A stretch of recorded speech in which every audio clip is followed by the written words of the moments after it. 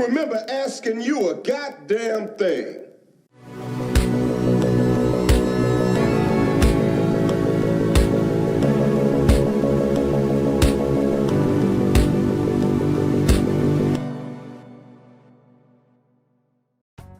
Te voy a ser sincero, Bucky. Me caga Neil Druckmann como escritor.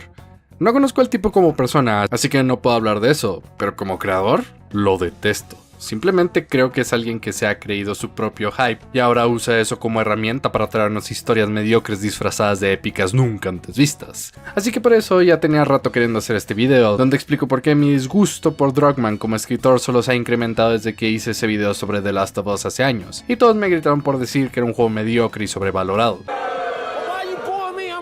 También porque ganó la votación de Patreon, así que ya saben, si más de ustedes apoyaran desde $1 al mes, quizás ahorita estaría hablando sobre por qué Eevee es la segunda mascota de Pokémon. Y ya que están en esto, denle like y compartan el video.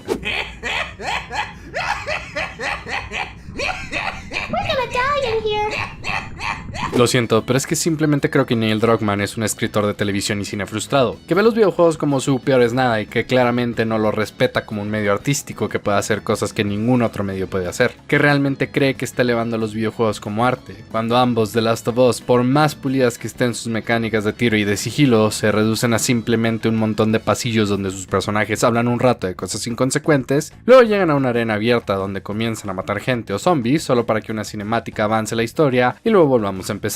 Y a veces pone secciones de exploración o con cosas distintas para ponerle un poquito más de sazón. Y no puedo evitar pensar como Warren Spector, uno de los diseñadores de juegos más influyentes de todos los tiempos, dijo que ni las cinemáticas ni los NPCs deberían hacer nunca algo cool en un videojuego. Ese papel le toca siempre al jugador y a nadie más. Mientras que cada cosa realmente importante que mueve la trama de The Last of Us ocurre por medio de actuación, como si fuera una serie de televisión. O sí, Neil, ese mensaje de la violencia solo crea violencia y la única forma de detener el ciclo es dejando ir y continuando con tu vida, del que tanto estás orgulloso de ser el primer escritor de la historia de los videojuegos en entregar queda súper bien, cuando recuerdas que para terminar The Last of Us parte 2 debes matar a cientos de personas que, al igual que el padre de la protagonista de tu juego, tan solo tuvieron la mala suerte de estar en el lugar incorrecto en el momento equivocado. Muy buen mensaje que Ellie deje ir de repente a Abby porque el ciclo la está matando después de destruir su hogar, causar una guerra y matar a Dios sabe cuánta gente sin rostro para llegar aquí.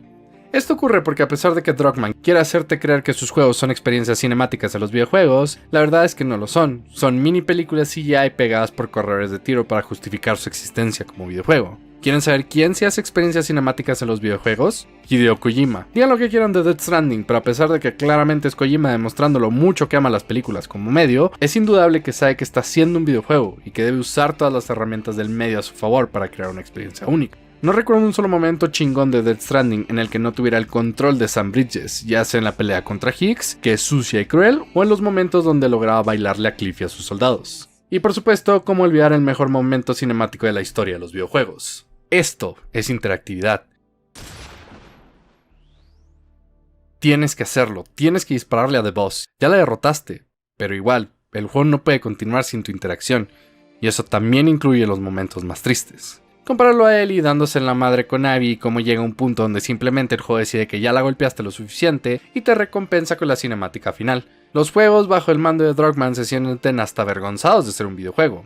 Y creo que eso es en gran parte, si no por el ego de Druckmann, por su inseguridad al ser un escritor de videojuegos. ¿Alguna vez has hablado con alguien que claramente no ve películas de terror, pero que cree que todas las películas de ese género son basura sin importancia o talento? Y que cree que podrían hacer algo mejor, pero luego solo dan ideas que ya han hecho antes y mejor, pero que no conocen porque simplemente no saben del género? Neil Druckmann es exactamente así con los videojuegos. Al igual que otros payasos como David Cage y sus similares, cree que sus historias están haciendo avanzar a los videojuegos como un medio artístico, explorando lugares nunca antes vistos en el medio. No tan solo es una historia mediocre que debería ser una película palomera o una serie normalona en la televisión, ignorante de los creadores, escritores y diseñadores que vinieron antes de él. Pequeño spoiler de mi video de Signalis, no se lo vayan a perder, va a salir para el mes del mame o el mes de Halloween para los compas, pero cuando lo juegas, tú sabes lo que inspiró a Rose Engine y cómo eso las hizo hacer un juego mucho mejor. Entiendes cómo Resident Evil y Silent Hill marcó a las creadoras, no solo en los controles, sino en la estética y la historia. Ves la influencia que Yoko Taro tuvo en ellas y hasta puedes ver en qué punto decían lo que podían mejorar, lo que podían dejar y lo que tenían que quitar para mejorarlo. Tú juegas Disco Elysium y sientes la influencia de Planescape Torment, Fallout 1 y hasta los juegos de rol que de seguro la gente en Sound disfrutaba por horas con sus amigos. Dishonored se siente que es un equipo de gente que amaba Thief y quería crear su propia versión. Lo único que siento cuando juego The Last of Us es que a Druckmann en serio le gusta Hijo del Hombre y The Book of Eli. Nada más, no existe alma, no existe algo único, no existe un momento que te diga esta historia merece ser un videojuego y nada más. Por eso no me sorprende que la traducción de videojuego a serie fuera casi 1-1, salvo algunas cosas que se debían cambiar por el paso del tiempo. Hasta Denaton, que cambió la dirección de Hotline Miami por completo después de Overdrive, protagonizada por Dani Zeta, sigue siendo claramente un videojuego.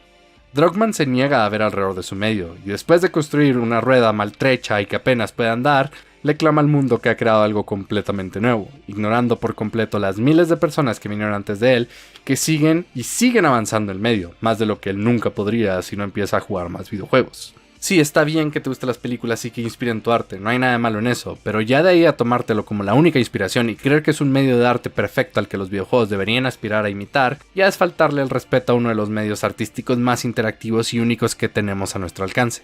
Pero esto es más del lado de Druckmann como creador, porque no hablamos de una escena que en mi opinión habla del por qué, incluso si ignoramos todo esto, Druckmann no es tan buen escritor, algo que simplemente fue amplificado y no arreglado por la serie. Después de estos mensajes.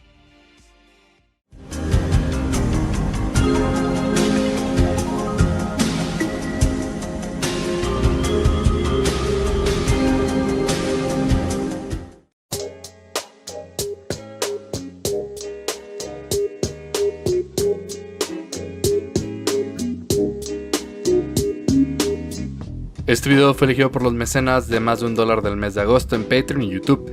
Mecenas como Leonardo Fierro, Chep, Alexis D, Leor, Dam7, Chris Jesus, Charlie Castro, Man Cooper, Eribelite, Valentín Camargo, Axel Art, Antonio Ángeles, Oscar Venegas, L, Lucas Abraham y Maps. Muchas gracias por su continuo apoyo. Recuerda que puedes ayudarme tú también desde $1 o 20 pesos al mes, y si no puedes, compartir, darle like y comentar ayuda mucho con el algoritmo.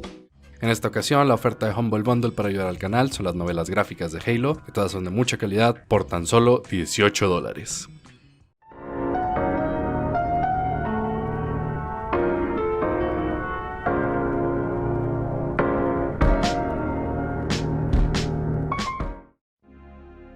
Quiero abrir esta parte del video diciendo que no soy la clase de persona que habla de agujeros en la trama, y que no creo que nada de lo que estoy a punto de decir se pueda considerar como uno. Soy más de la escuela del mensaje que el escritor o director quiere dar. Los aliens de señales siendo débiles ante el agua no es un agujero en la trama o algo ridículo cuando consideras que toda la película se trata del protagonista, quien fue un sacerdote que perdió la fe después de la muerte de su esposa, recupere dicha fe y dándose cuenta de que todo era parte del plan divino que Dios tenía para él. Como habla esto de Dios que está dispuesto a matar a la esposa de alguien para probar su fe, eso ya es una cuestión diferente, pero al menos es adyacente a la conversación que la película quiere tener con el espectador. También no sería la primera o la última vez que Dios hace eso para probar un punto. A lo que voy con esto es que no quiero que crean que voy a hablar desde un punto de lógica del universo cuando me quejo de The Last of Us, o de lógica secas. Estoy bastante seguro de que sé cuál era la intención de Druckmann, en especial porque lo ha dicho en varias entrevistas, así que hablaré de cómo el güey dio a entender su punto de forma terrible y eso arruinó, en mi opinión, toda la historia. Y es cuando Joel mata a todos los Fireflies para después secuestrar a Ellie y mentirle al respecto, que es la conclusión de toda la primera historia y el incidente que origina la segunda entrega. Si alguna vez pensaste mientras veías la serie o jugabas el juego que era bastante estúpido como en el último acto los Fireflies simplemente deciden que deben matar a Ellie para crear la cura y de inmediato la durmieron para que no se diera cuenta de eso, no eres el único. Es un momento que no tiene mucho sentido, excepto cuando lo ves desde el punto de vista de Druckmann. No dudo que él quería que el arco de Joel terminara así, con él redimiéndose de dejar morir a Sarah hace 20 años mediante la salvación de Ellie. Incluso si eso significa condenar al mundo a una lenta y dolorosa muerte sin la cura para el virus zombie. Y no lo digo yo, lo dice él en una de sus entrevistas. Se trata de hasta qué punto este tipo, que se ha convertido en padre de Ellie, está dispuesto a llegar para salvarla. Claramente, está dispuesto a renunciar a su vida. Eso le resulta bastante fácil porque no le importa mucho. Pero luego vemos que está dispuesto a renunciar a la vida de sus amigos y familiares o ponerlos en riesgo. Todos estos muros y defensas que se ha puesto a su alrededor para proteger su estado emocional, está dispuesto a derribarlos y ponerlos en riesgo porque vale la pena. Vale la pena poner eso en riesgo para tener el amor de tu hijo, aunque tengas que lidiar con que algo horrible le suceda. Y está dispuesto a arriesgar su alma, ¿verdad? Condenar al resto de la humanidad a cambio de la vida de esta chica. Lo malo es que se concentró tanto en el momento en que Joel ignoraba los deseos de Ellie y que destruía al mundo por su egoísmo que se le olvidó que la elección debería tener sentido. Porque una vez te pones a analizar las acciones de los Fireflies, te das cuenta de que, hasta cierto punto, Joel hizo lo correcto. Porque los Fireflies realmente son la peor organización para encargarse de crear una cura y de distribuirla, ignorando por completo que son una organización paramilitar que raya en el terrorismo y que probablemente, si lograran crear la cura, se volverían igual o peor que Fedra, usándolo para dominar los territorios que ellos quieran. Tendríamos que esperar que sean lo suficientemente competentes como para proteger, reproducir, transportar y almacenar la cura una vez fuera sintetizada del cerebro de Ellie. Las vacunas son sumamente frágiles a los elementos, así que necesitarían equipos de refrigeración constante que las protegen, así como la electricidad y la gente necesaria para cuidarlos. Sí, las enfermeras de salud pública pueden traer vacunas de influencia en su hielerita para inmunizarte en el centro comercial, pero esto no aplica cuando estamos hablando de todo el jodido país de los Estados Unidos. No creo que ni siquiera sirva para una sola costa. Además de eso, cuenta los recursos y laboratorios que serían necesarios para producir la cura de forma masiva, así como la seguridad necesaria para cuidar dichos laboratorios y convoys de transporte de las vacunas. Porque una vez que la gente se entere de que los terroristas roñosos tienen la cura, toda organización que valga 2 pesos va a caer sobre ellos como jugador de Smash sobre preparatoria pública. No sería un problema si no fuera porque la trama del primer juego ocurre en su totalidad precisamente porque los Fireflies apestan para defenderse y pelear por ellos mismos. El trabajo original era sacar a Ellie de la zona, algo que ocurrió porque Joel era el mejor smuggler de la zona. Que está bien, las habilidades para ser guerrillero no necesariamente equivalen a las habilidades para sacar a una persona de un lugar de forma discreta. De hecho, es probablemente lo contrario. Pero cuando Fedra los torció en el punto de encuentro, aplastaron tan cabrón a los Fireflies que nadie quedó vivo y la única opción que quedaba era que Joel llevara a la niña hasta el otro lado del país. Y es decir, ¿ustedes le confiarían la vacuna al grupo que fue derrotado por un señor cincuentón al que le truenan las rodillas mientras estaban en su base de operaciones que deberían conocer de pies a cabeza? Existe una razón por la que es muy mala idea pelear contra un enemigo en su territorio, porque ellos lo conocen. Pero aparentemente los Fireflies son tan inútiles que Joel logró bailarles en su territorio sin mucho problema. Esto no me molesta en el juego porque, bueno, ya de por sí la historia y el gameplay están completamente separados, así que dije, ok, esto solo es la sección de tiros antes de que la historia avance. Debe existir porque es un videojuego. Pero cuando llegamos a la serie, la escena queda casi igual. Y en la serie es peor porque aquí aparte de viejo, Joel está medio sordo, aún recuperándose sus heridas y probablemente con estrés postraumático de todo lo que le pasó. Y ni así pudieron con él, teniendo armas semiautomáticas. Si Joel no hacía esto, Fedra los iba a desintegrar como el Dr. Manhattan matando a Rorschach cuando se enteraran de que tenían la vacuna. Creo que la condena más grande para la idea de que Joel condenó al mundo a morir lentamente es que para The Last of Us Parte 2 es bastante claro que no es así. Han pasado alrededor de 5 años desde el juego anterior y el mundo se ve bien. Claro, no existen gigantescas ciudades o cosas que consideramos comodidades modernas como el internet o la comunicación celular. Pero la humanidad no está nada mal. Tienen agua caliente, electricidad, han logrado tener granjas, incluyendo los animales necesarios para dar sustento, poblaciones relativamente grandes que comercian entre ellas. Claro, deben defenderse y cuidar sus recursos, pero no es muy diferente a lo que se hacía hace tan solo 500 o 600 años. Todo considerado, es probablemente el mejor escenario en el que la humanidad podría estar durante el apocalipsis, en especial porque entre más tiempo pasa y menos gente nueva es infectada, los humanos que fueron infectados hace bastante tiempo empiezan a sucumbir de causas naturales como el frío y el simple hecho de ser un cadáver con patas que al no sentir dolor de forma normal, termina matándose con cosas que a nosotros normalmente nos detendrían. Ustedes saben, como una jodida herida de bala en el pecho. Solo existe tan lejos que puedes llegar incluso con los superpoderes del hongo. Habla mucho de lo bien que está el mundo que la trayectoria que le tomó a Joel y Ellie del invierno a primavera en el primer juego es algo que Ellie hace fuera de pantalla en una cinemática en el segundo juego. Joel claramente no condenó al mundo, el mundo está muy bien. Es muy probable que en 1 o 2 generaciones tengamos gente que ni siquiera ha visto un infectado y que vive su vida en una relativa normalidad. El problema de nuevo es que Druckmann probablemente tenía una idea. ¿Qué tal si un hombre sacrifica la última esperanza de la humanidad por su hija adoptiva? Que es una excelente idea y que bien ejecutada podría dar mucho de qué hablar. El problema es que la forma en que llego a ese punto es la forma más sin chiste de hacerlo.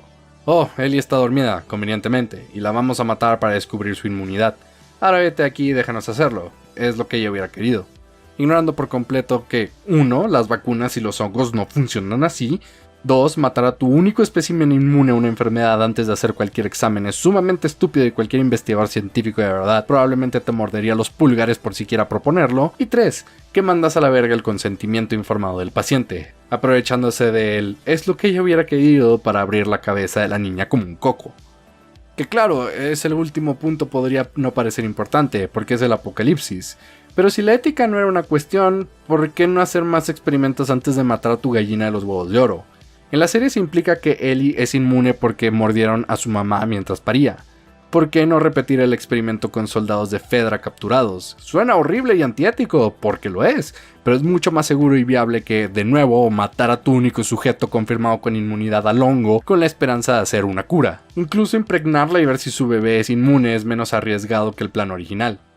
Pero de nuevo, nada de eso importa, porque Neil Druckmann quería que el arco de Joel terminara con él destruyendo la última oportunidad de sobrevivir para la humanidad para salvar a su hija adoptiva. Incluso si para esto tenía que volver a Ellie en nada más que un artefacto sin agencia para avanzar a su personaje. No muy diferente al momento en que su hija muere al principio del juego para darle un trasfondo trágico a su personaje. Son objetos y ya. No estoy diciendo que cuando Joel masacró a los Fireflies él hubiera pensado en todo lo que dije. Claro que no, pero desde un punto de vista exterior, desde el punto de vista del espectador, es imposible empatizar con los Fireflies y no pensar, espera un segundo, son un montón de pendejos, Joel hizo lo correcto al salvar a Ellie y masacrarlos, incluso si no fue por las razones correctas. ¿Por qué el consentimiento y la razón de Ellie es removida de todo esto? ¿Por qué debe estar dormida durante todo el procedimiento?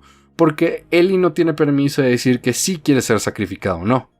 Creo que existe una historia mejor y más trágica de hacer esto.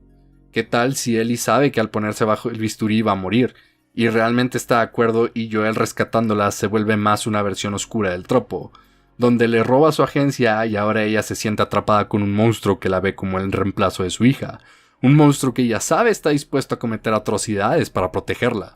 ¿O qué tal si ella no está de acuerdo con morir, y los Fireflies igual lo hacen por el bien mayor?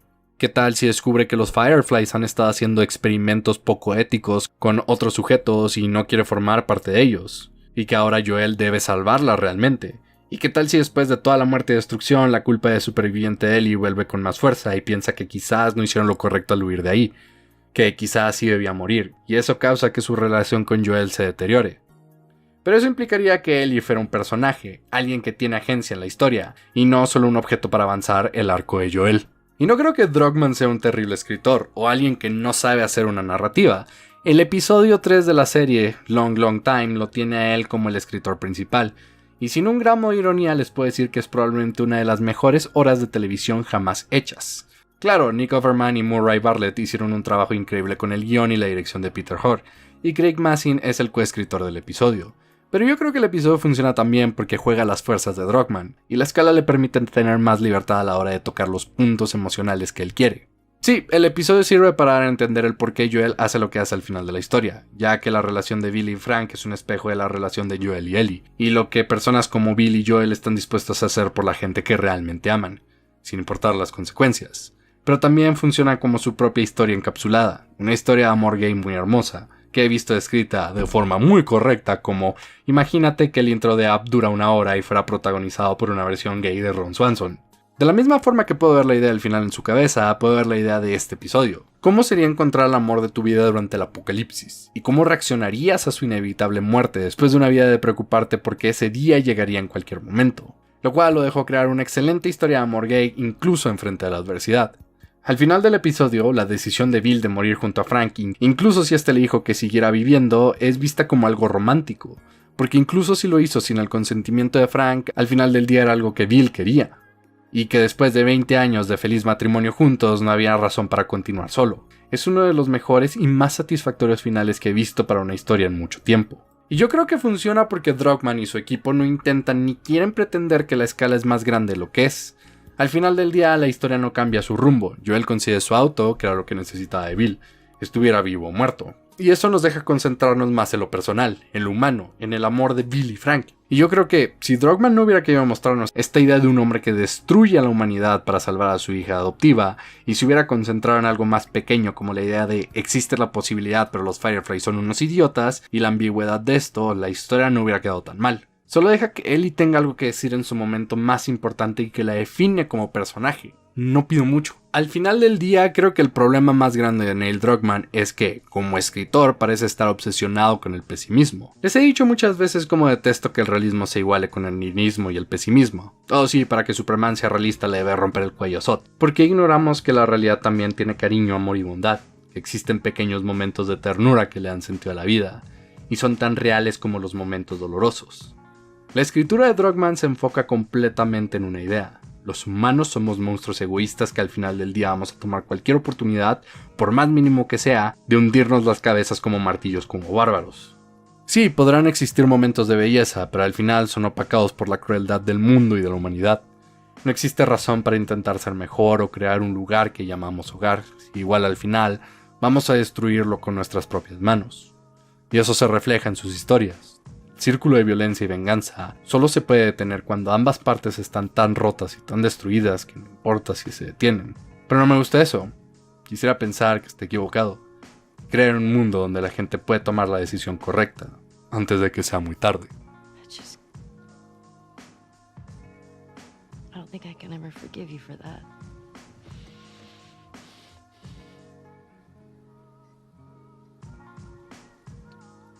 But I would like to try.